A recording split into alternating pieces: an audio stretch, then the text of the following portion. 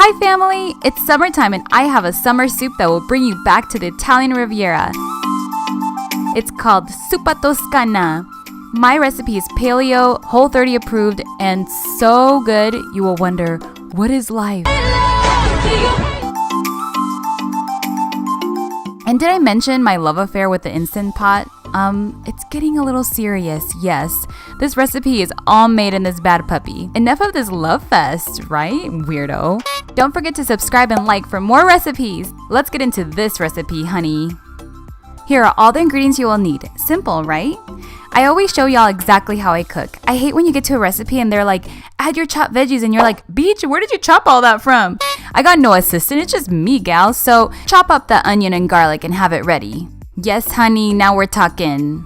So a white sweet potato is paleo approved. It's got this long shape like yams do. Most of us typically haven't grown up with this kind of potato, but you'll thank yourself for making the switch, honey. These are healthier and rich in nutrition for you than regular yellow potatoes. They contain iron, calcium, magnesium, manganese, and potassium, and they're packed with essential vitamins like vitamin B5, B6, B1, niacin, and riboflavin, I think it's called. Basically, they help support your immune systems and brain function. They're an excellent source of antioxidants which fight against cancer, boom. And they're a good starch because they raise your blood sugar level very slowly compared to fruit and yellow potato. So it helps with that sweet tooth, you know what I mean? Come through, sweet potato. All right, moving on. Press saute on your Instant Pot. Let me scooch you in a little bit, honey. Once your pot is hot, go ahead and add your oil. Then we'll saute the onion and garlic until fragrant and the onion is translucent. Next, tear apart your sausage into chunks like I'm doing here, just as you add it into the pot. There's really no right way of doing this, just have fun with it. If you want them into perfect meatballs, just go ahead and do that. Then you want to stir that up until golden brown. There's no need to add oil since the sausage releases its juices here. Next, add in the chicken broth. Add in the sweet potatoes that you already chopped. Add in your spices, 4 teaspoons of dried basil and 2 teaspoons of dried fennel. Add a little salt and pepper to your taste. You can always add a little more later. Less is more, honey. We're gonna stir this up. Don't worry if all the seasonings float to the top. That's normal. Close and lock your lid and set the valve to sealing. Don't forget, hit the pressure cook button. We're gonna go for 13 minutes here. Make sure it's on high pressure. Boom! While that's pressurizing, let's move on to the kale.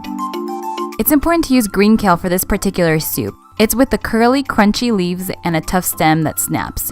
We're going to roughly chop it or tear it, whatever is easiest for you. Kale is my favorite. I don't have to tell you how rich in nutrients or how healthy this bad guy is, right? Ta-da! Back to the soup. We're almost done. Once that time is up, we're going to hit cancel and carefully release the valve. When your red button is down, open it to see your gorgeous soup.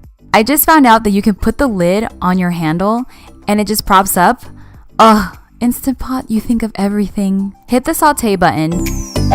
It will still be simmering, so we're gonna just move on in and add the coconut milk. Make sure it's full fat canned coconut milk. I'm gonna link my favorite one down below. Give it a stir to combine. This will give it that nice creamy soup feel and you won't even notice that it's non-dairy.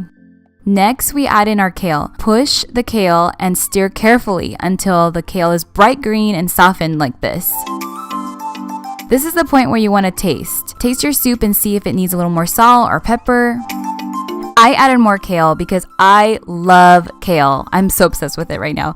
I want it in every single bite. Make sure to hit cancel and turn off the pot. It's time to serve. This is my favorite way of serving. This is how my abuelita used to serve soups. It was on a little plate underneath, and I just love, love, love how it just looks on this kind of vintage set here. But that's just me.